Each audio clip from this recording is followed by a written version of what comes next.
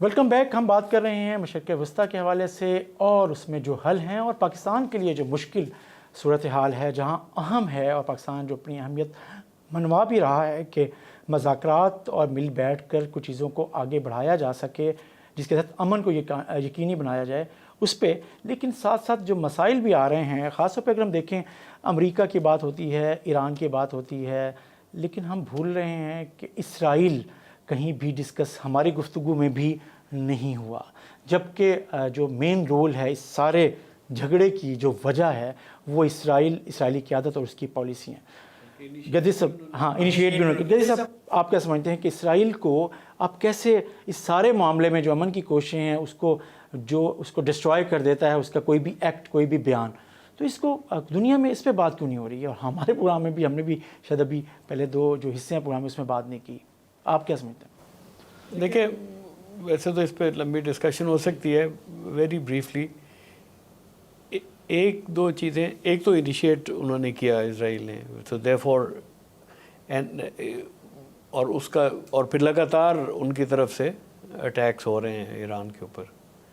And I think U S forces, ایک اور angle سے اس کو دیکھیں اگر آپ, U S forces were present in the Gulf region, Persian Gulf region.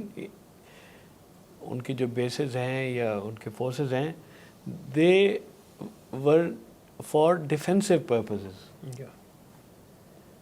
And their four things were more manageable. اب وہ افینسو کے لیے یوز ہوئی, اور افینسو کے لیے اس لیے یوز ہوئی کہ بیکاز اندر کنٹری انیشیٹڈ ہاسٹیلیٹیز, میں اسرائیل کی بات کر رہا ہوں, تو یو سی تو انہوں نے اس کو الٹا کر دیا سچویشن کو. That has added the complication. دوسرا یو ایس اور اسرائیل کے ڈومیسٹک ایشوز بھی ہیں, وہ ہم نے ابھی تک نہیں ڈسکس کیا, بٹ وہ اس میں they would be playing a role in it to.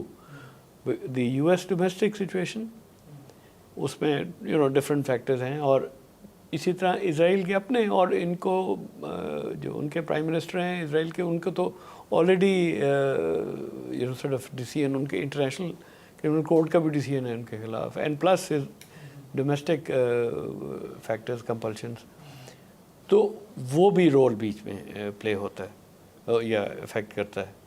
تو there for it is very serious.